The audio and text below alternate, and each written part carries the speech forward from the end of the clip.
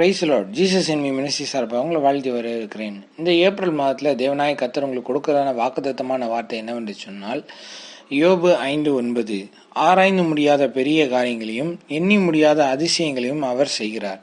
ஆமனுக்கு பிரியமான தேவச்சனமே, இந்த நாட்களில் நாம் எல்லாவற்றையும் சுதந்திரித்து கொள்கிறவராக இருக்கிறோம். அநேகர் சில காரியங்களில் தடுமாறி நிற்கிறத தேவன் இந்த மாதத்தில் சரி செய்து கொடுப்பார். இந்த நாட்களில் நீங்கள் பார்த்தீங்கன்னா, ஆராய்ந்து முடியாத பெரிய காரியங்களையும் எண்ணி முடியாத அதிசயங்களையும் அவர் செய்கிறேன் என்று வாக்கு கொடுத்திருக்கிறார். ஆமனுக்கு பிரியமான தேவச்சனமே, யோபு வாழ்க்கையை போல் உங்களோட வாழ்க்கையில் எல்லாவற்றையும் இழந்து சமாதானம், சந்தோஷம், பிஸ்னஸில், உங்களுடைய ஊழியத்தில் எல்லாவற்றையும் இழந்து போன ஒரு நிலைமையில் நீங்கள் என்ன செய்ய போகிறோன்னு தவித்து நிற்கிறீங்களா?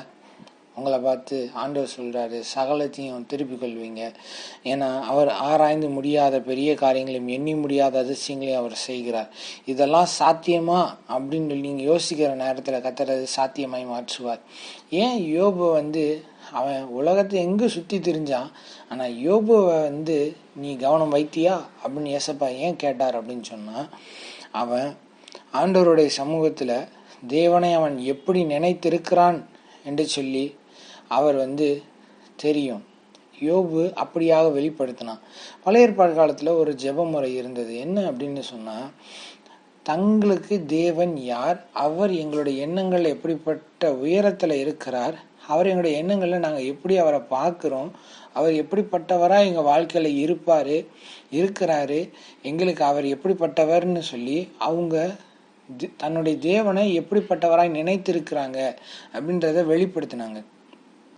அப்போது நம்ம அந்த ஜெப முறைகளை நம்ம இன்னைக்கு நம்ம கேட்குறது எல்லாமே சுயநலமான ஜெபம். நம்ம எடுத்த முடிவுக்கு ஆண்டவர் வரணும் அப்படின்றது தான் நம்ம இன்றைக்கு நம்ம செய்கிற ஜெபமெல்லாம் இருக்குது. அப்போ ஆண்டவர் நம்மளோட வாழ்க்கையில் எதை செய்யணும்னு நினைக்கிறாரோ அதை நம்ம செய்ய விடுறதில்லை.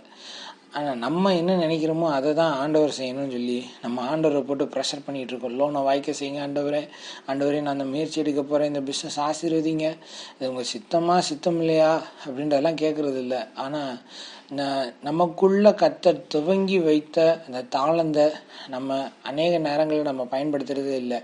உலக மனுஷங்க சொல்லுவாங்க, இதெல்லாம் இப்போல்லாம் யாருப்பா அப்படின்னு சொல்லி கேட்டால் உடனே அவ்வளோதான், அந்த தாளந்தை தூக்கி ஓரமாக போட்டுட்டு வேறு ஏதாவது செய்வோன்னு சொல்லி போயிடுறது. ஆனால் ஆண்டவர் உங்களுக்குள்ளே உங்களை கொண்டு உங்களை கொண்டு தான் முடிப்பார். உங்களுக்கு ஒரு தாளந்தை கொடுத்தாருன்னா அது யாருக்கு பிரயோஜனப்படணுமோ, எந்த இடத்துல அந்த தாளந்து தேவைப்படுதோ அதற்காண்டி உருவாக்கப்பட்டதான் உங்களுக்குள்ள அந்த தாளந்து.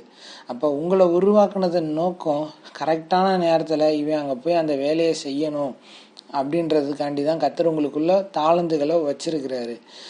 அப்போது ஆண்டவர் எல்லாவற்றையும் ஒரு கால நேரத்துக்குள்ளே வைத்திருக்கிறார். அப்போது அந்த கால நேரத்துக்குள்ளே நம்ம ஆண்டவரோட சித்தத்துக்கு ஒப்பு கொடுத்து நம்ம காத்திருக்கிறதுக்கு நமக்கு அந்த பொறுமைன்றது நமக்கு சுத்தமாக இல்லை. பொறுமையோடு தேவ சமூகத்தில் காத்திருக்கும் போது தான் ஆண்டவர் எல்லா காரியங்களும் நம்ம கைகூடி வர செய்வார்.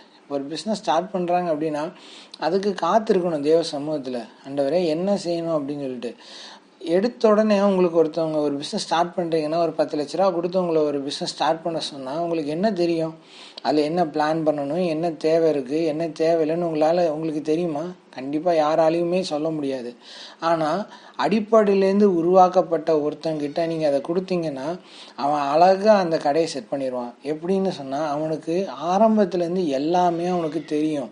சின்னதாக என்ன தேவைப்படும், பெரிய பொருட்கள் என்னென்ன தேவைப்படும், எது ட்ரெண்டில் இருக்குது, எது இப்போ அதிகமாக போகுது அப்படின்றத அவன் அழகாக கண்டுபிடிச்சி அதை ஆல்ரெடி அவன் ஃபிங்கர் டிப்பில் வச்சுருப்பான். பணம் வந்தால் போதும், அதெல்லாம் அவன் வாங்கி போட்டுருவான். அந்த மாதிரி தான் ஆண்டவர் நம்மை ஒரு விஷயத்தில் பழக்கும் பொழுது அதில் எப்படி பழக்குவார்னு சொன்னால், சின்ன அனுபவங்கள் கொடுத்து சின்ன காரியங்களை கற்றுக் கொடுத்து சில பாடுகள் இருக்கும். ஆனால் அதில் சில காரியங்களை நம்மளுக்கு கற்றுக் கொடுப்பார்.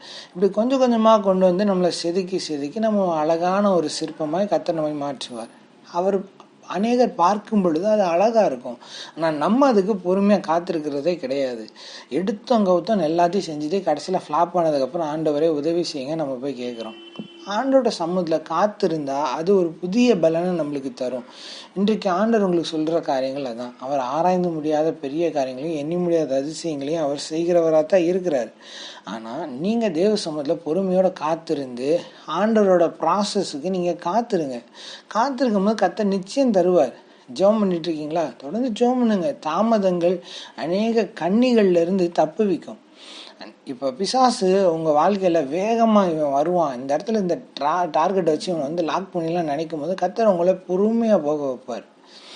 என்ன எதுவுமே ஸ்பீடாக ஓட மாட்டேங்குது அப்படின்னு சொல்லி நீங்கள் ஸ்பீடாக இருப்பீங்க, கர்த்தர் உங்களை ஸ்லோவாக போக வைப்பார் அந்த இடங்களில்.